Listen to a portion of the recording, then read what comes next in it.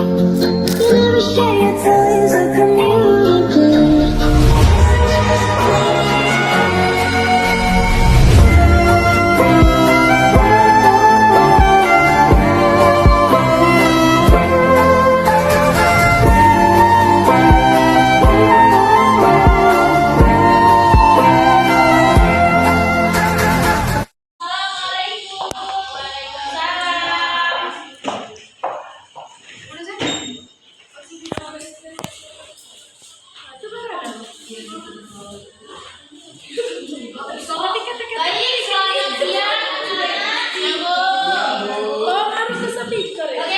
Bagaimana keadaan hari ini? Sehat semua? Alhamdulillah. Baik, siapa di sini yang tidak masuk? Rahman. Fitriana. Siapa lagi? Fitriana. Ya, kenapa dia tidak masuk? Pada tahu itu. Oh, ya. KKN seperti itu ya. Baik, ada di sini anak-anak, apakah ada yang mengerti tentang materi yang sebelumnya tentang apa? Tentang substansi dakwah Nabi Muhammad Di Mekah. Di Mekah. Nah, ada yang tahu kita mau belajar apa hari ini? moral.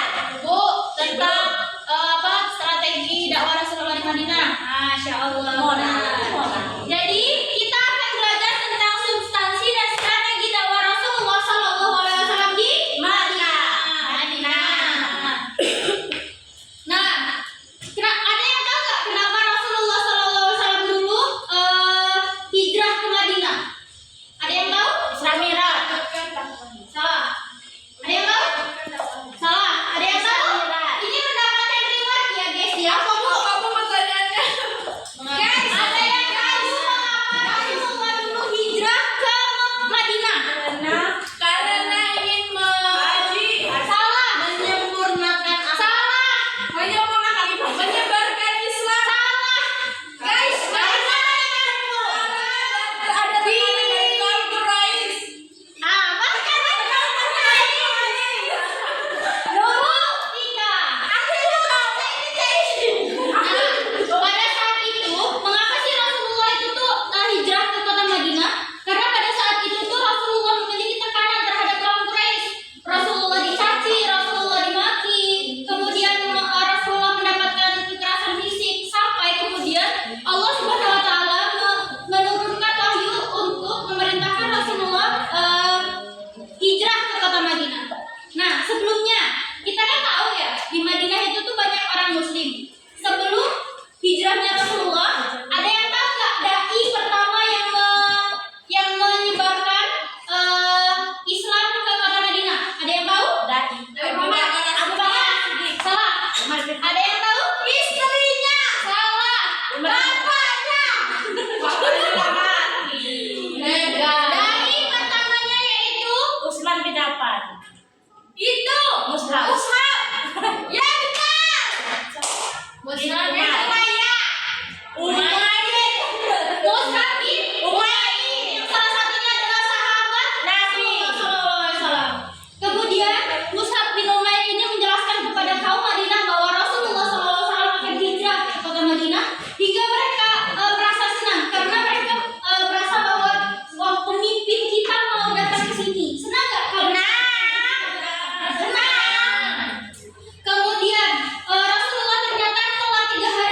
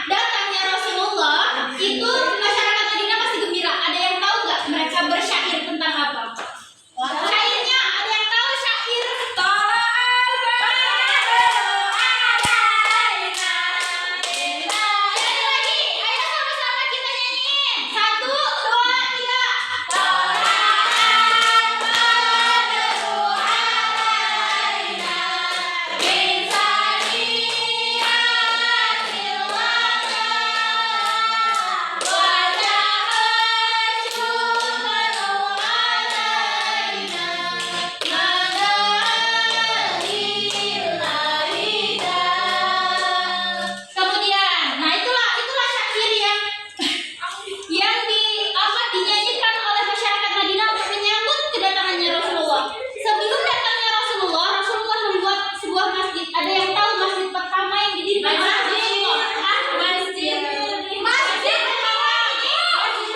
Masjid untuk beribadah. Masjid Al-Aqsa. Masjid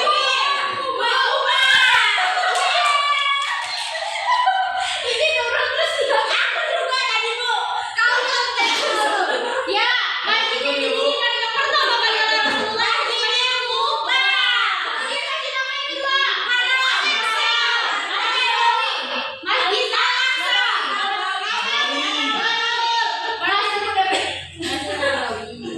Masjid Nabawi. Ya.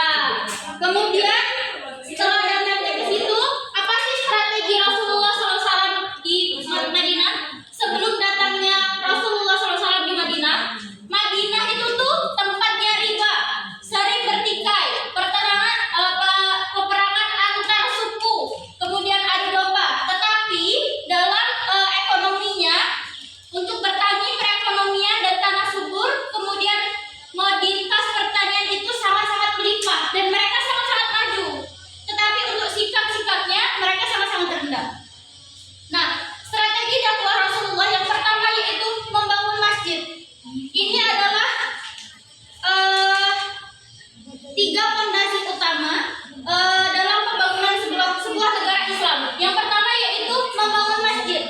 Langkah pertama yang dilakukan Rasulullah adalah mendirikan masjid yang kemudian diberikan nama Masjid Nabawi. Pada lokasi, nah, tahu nggak sejarahnya kenapa Masjid Nabawi ada di situ, ada di titik itu? Ada yang tahu sejarahnya? Enggak. Karena pada saat itu, pada datangnya Rasulullah, banyak masyarakat Madinah tuh yang mengajak, yang menarik tali unta, mengajak, ya Rasulullah, mari ke rumahku, akan aku sajikan apapun yang kau mau. Kemudian ada banyak lagi itu, masyarakat Madinah yang seperti itu, yang ngajakin, ya Rasulullah ke rumahku saja, ya Rasulullah ke rumahku saja gitu. Tetapi pada saat itu Rasulullah berkata, jangan engkau tarik tali itu, sesungguhnya Allah telah menentukan di mana ia akan berhenti. Kemudian unta tersebut ternyata berhenti dan dia tidak mau bergerak. Dan fun fact-nya, disitulah ternyata kediaman Bani Anjar, yaitu keluarga dari kakeknya Rasulullah, yaitu Abdul Muthalib. Dan ternyata itu adalah kediaman keluarga Rasul. Kemudian beliau berkata, tanah ini milik siapa? Terus ada masyarakat Madinah yang mengatakan, tanah ini milik dua orang yatim piatu ya Rasul. Temukan saya kepada walinya. Kemudian wali itu kemudian datang, terus dia bilang, ya Rasul, ambillah tanah ini sebagai gitu. Kemudian Rasul bertanya, ini tanah siapa? Kemudian wali berkata, ini tanah dua orang yatim piatu. Temukan saya kepada walinya. Kemudian wali itu datang dan wali itu berkata, ya Rasul, ambillah tanah ini sebagai tanah wakaf. Tetapi Rasulullah SAW menolak. Jangan, saya tidak mau. Saya akan membayar seberapa kalian menjual tanah ini. Nah, kemudian disitulah terbentuknya Masjid Nabawi. Yang kedua, mempersatukan suku Aus dan Khazraj. Nah, ditadikan sebelum pra-Islam, di situ adalah peperangan antar suku. Nah, inilah suku Aus dan suku Khazraj yang dimana mereka selalu mengalami perselisihan. Kemudian Rasulullah SAW mempersatukan mereka hingga menjadikan mereka kaum Ansor. Yang kedua, mempersaudarakan kaum Muhajirin dan kaum Ansor. Nah, Rasulullah juga mempersaudarakan. Ada yang tahu nggak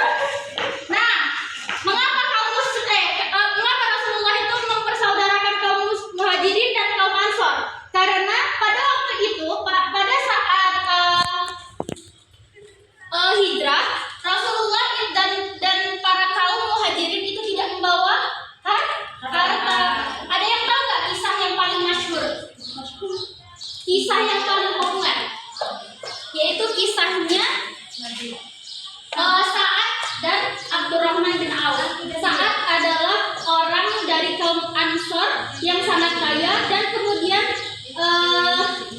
Abdurrahman bin Auf juga sangat kaya dari pihak Muhajirin. Yang kedua,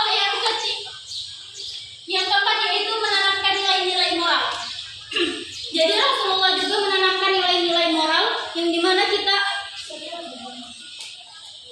melalui pengajaran, pendidikan dan penyucian diri dari ajakan-ajakan perilaku mulia. Yang kelima yaitu membentuk tatanan masyarakat. Nah, dari sini kan dari Rasulullah pindah dari Mekah ke Madinah, itu kan pasti di Madinah juga tidak semuanya itu orang Muslim, ada juga yang non Muslim. Jadi di situ Rasulullah membentuk piagam Madinah, yang dimana di dalam piagam Madinah itu mempersatukan antara kaum Muslim dan yang non Muslim. Baik, dari materi yang Ibu jelaskan, ada yang ingin bertanya? Tidak, Bu. Isi di dalam Masjid Nabawi itu apa? Isi dalam Masjid Nabawi. Ada dulu. Iya. Baik, dari dibangunnya Masjid Nabawi itu adalah lahan kosong. Di mana lahan itu tuh seperti tanah yang diberikan dari orang tua si anak yatim piatu ini. Jadi tanah itu kosong, kemudian dibelilah oleh Rasul dan dibangunlah masjid seperti itu. Adin. Iya. Nah, dari apakah ada yang ingin bertanya kembali? Tidak, Bu. Paham. Nah, Ibu di sini akan membagikan ke dalam dua kelompok. Boleh disebutkan 1, 2 seperti itu. 1. Next 2. 1, 2. Anak 3. 1. Bapak 1.